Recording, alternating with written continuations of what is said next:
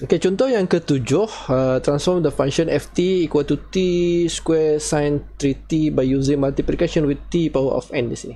Okey, di sini saya berikan formula okey yang kita akan gunakan. Okey, maklumat yang kita ada adalah n kita adalah 2. Okey, kita boleh keluarkan saja maklumat yang kita ada daripada soalan tersebut. N kita 2, jadi kita kena melakukan perbezaan sebanyak 2 kali ataupun sehingga second order differentiation, f double prime. Okay, second order differentiation. Okay, apa yang kita lakukan ataupun apa yang kita akan bezakan di sini? Okay, yang didarabkan dengan t di sini adalah sin 3t. Jadi Laplace transform bagi sin 3t, refer kepada table, kita akan dapat 3 per s kuasa 2 tambah omega kuasa 2. Omega dia adalah 3, jadi 3 kuasa 2, sebab tu kita dapat 9 di sini. Okey, saya ringkaskan sedikit di situ prosesnya, proses kerjanya. Jadi 3 darab s kuasa 2 tambah 9 negatif 1. Okey, kenapa kita tukar dalam bentuk ni? Okey, supaya mudah proses differentiation. Kalau ada s, contohnya 3 ni ada s, kalau cos dia ada s di atas ni. Numerator dia S, maka kita kena melakukan guna quotient rule. Okey, untuk ini kita boleh gunakan perbezaan seperti berikut. Okey. Jadi Fs kita, perbezaan kali pertama kita adalah negatif 1 darab 3 jadi negatif 3S kuasa 2 tambah 9. Kuasa negatif 1 tolak 1, sebab tu kita dapat negatif 2 di sini. D per ds bagi S kuasa 2 tambah 9 adalah kita dapat 2S. Kenapa dapat begini? Kena refer balik. Apa yang pelajar-pelajar sekalian belajar di Maths 2, okey, differentiation. Okey, ni adalah Maths 2 ni. Okey, saya tak highlight sangat ke bahagian ini. Okey, sebab saya assume pelajar mahir dah. Okey, proses differentiation. Kalau belum mahir, maksudnya kena ulang kaji semula, buka balik nota-nota terlebih dahulu. Okey. Okey, oleh kerana kita kena lakukan proses pembezaan 2 kali sampai second order, so kita bezakan ataupun jawapan ni kita akan dapat negatif 6s per s kuasa 2 tambah 9 kuasa 2. Okey, di sini. Okey, di sini kita lihat ada s. Okey, ada s ni. Okey, proses yang berikutnya menggunakan quotient rule. Kita kena lihat soalan tersebut, situasi soalan tersebut, baru kita decide kita nak guna rule yang mana satu dalam differentiation tersebut. Okey, seperti yang pertama tadi di atas, kita menggunakan extended power rule. Okey, menggunakan kaedah extended power rule. Okey, yang kedua ni sebab ada s ni, dia pecahan. Okey, kebetulan ada s. Kalau begini nilai constant, so kita boleh convert dalam bentuk seperti yang saya tunjukkan ni. So kita boleh selesaikan saja dengan menggunakan extended power rule dalam differentiation. Bila mana dia ada s di sini, negatif 6s, so automatically kita kena faham bahawa kita kena selesaikan dengan menggunakan kaedah quotient rule. Okay, quotient rule. Okay, differentiation by using quotient rule. Okay, menggunakan formula ini. Okay, ni f double prime, f double prime, sebab f prime kita dah selesaikan di atas ni. Okay, f double prime v du per ds tolak u dv per ds per v kuasa 2. So kita kena pasti u kita adalah negatif 6s, dapat u kita kena differentiate u.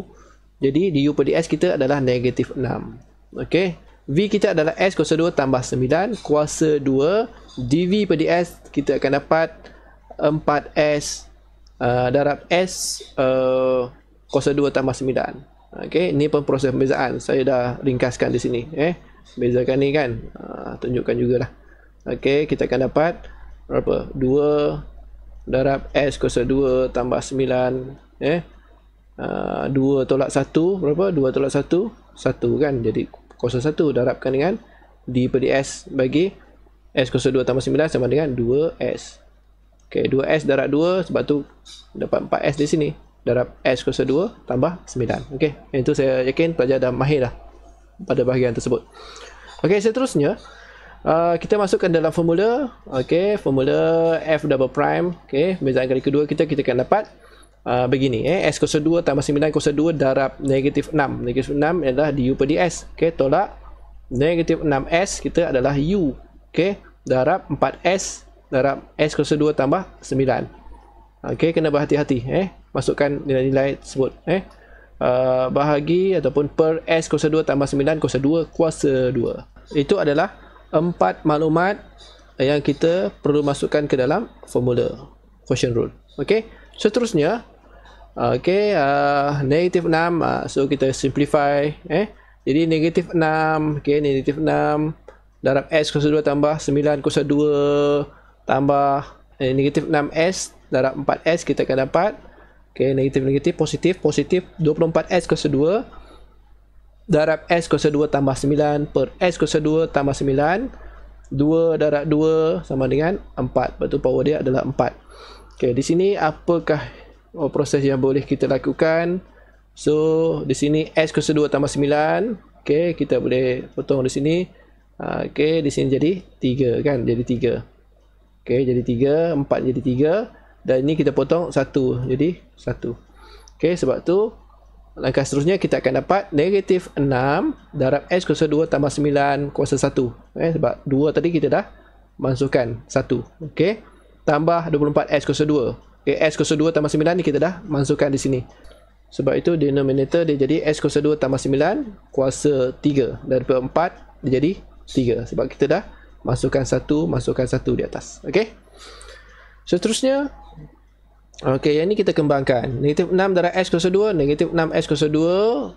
Negatif 6 darab 9, kita akan dapat negatif 54 tambah 24S kuasa 2. Ini kita selesaikan. 6, 24. Kita akan dapat 18S kuasa 2 tolak 54 per S kuasa 2 tambah 9 kuasa 3. Dan therefore kita punya final answer Fs sama dengan Laplace transform bagi T kuasa 2 sin 3T. Ini soalan asalnya, sama dengan kita masukkan ke dalam formula ini negatif 1 kuasa 2 sebab N kita 2 D2ds square. Maksudnya perbezaan kali kedua bagi 3 per S kuasa 2 tambah 9. Di mana hasil perbezaan ini tadi kita dah selesaikan proses yang panjang ni. Kita masukkan saja hasil D2 per ds square ke dalam jawapan ini, dalam formula ini nanti. Kita dapat dah final answer kita adalah bersamaan dengan negatif 1 kuasa 2 sama dengan positif 1. Jadi 1 lah. So apabila kita masukkan jawapan ini ke dalam formula, kita akan dapati final answer kita adalah 18S kuasa 2 tolak 54 per S kuasa 2 tambah 9 kuasa 3.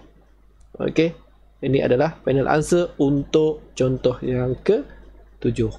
Sekali lagi saya ingatkan, pelajar-pelajar kena mahir proses pembezaan, sama ada quotient rule ataupun extended power rule, bergantung kepada soalan. Lihat dulu situasi soalan, so baru kita decide mana satu kaedah differentiation ataupun rule of differentiation yang sesuai untuk kita mencari penyelesaian yang tepat. Selamat berjaya, selamat mencuba. Terima kasih.